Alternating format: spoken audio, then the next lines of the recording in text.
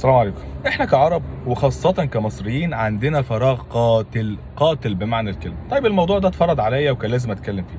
في سؤال من عمرو اديب ربنا يهديه لمحمد صلاح قلب الدنيا. الناس المشهوره وكده موجود في حفله وبتاع، بتاخد تشرب يا صلاح شويه شمبانيا مثلا شويه واين، بتتغلب على ده زي ما هو بيعتبروك يعني انت ازاي ما بتشربش واين، ازاي ما بتشربش ما اعرفش، ما بحس ان انا عمري مثلا نفسي ما راحت ان انا اشرب حاجه، بس انا في الاخر بحس ان انا يعني عمري مثلا ما حد ضغط انك لازم تشرب كذا، لا هو نفسي نفسها نفسي ده مش عايز اشرب، مش عايز اجرب.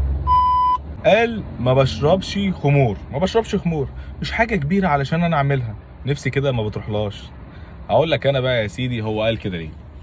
لان في قانون موجود كده في بريطانيا اللي هو قانون مكافحة التطرف. للأسف الشديد من الممكن أن يتم اتهام محمد صلاح بالتطرف لو قال إن الخمور حرام، لأن كلمة حرام دي عندهم حاجة كبيرة جدا وعظيمة وعليه، فممكن تتخذ ضده إجراءات صارمة، منها مثلا إن بنته مكة تتاخد منه وما يشوفهاش ويتمنع من تربيتها أو رؤيتها لحد ما توصل 16 سنة. أنت متخيل؟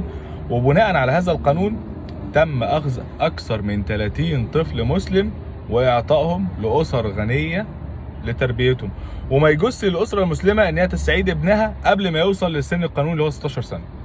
هو قالها كده بطريقة دبلوماسية وشيك علشان يبعد عن المشاكل، لكن أنت طبعا إزاي تعدي الموضوع يا مولانا؟ لازم نحفل على محمد صلاح ولازم نطلع فيه القطط الفطسانة.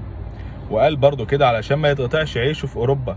ويا ريت احنا كمصريين نهدى شويه كده على محمد صلاح، نهدى شويه عليه وما نركزش معاه، ودايما نحطه في مقارنات مع محمد ابو تريكه.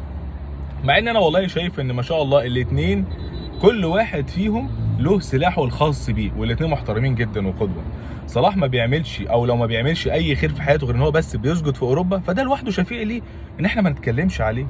صلاح بيمثل قوى العرب الناعمه، يعني واحد كده بيوصل للغرب المعنى الحقيقي للشخص العربي المسلم اللي كل الدول العربيه والاسلاميه بقنواتها واعلامها ورجالتها وبابا غنوجها مش عارفه تعمل ربع اللي محمد صلاح بيعمله.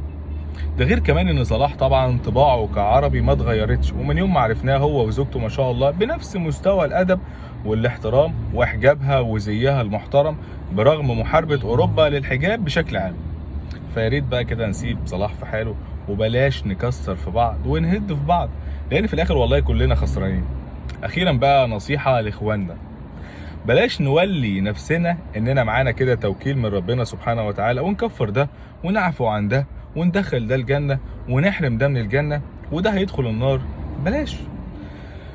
فاستقيموا، يعني استقيموا يرحمكم الله، لان الوضع كده صعب جدا جدا، كلنا عندنا عيوب لولا بس ستر ربنا والله.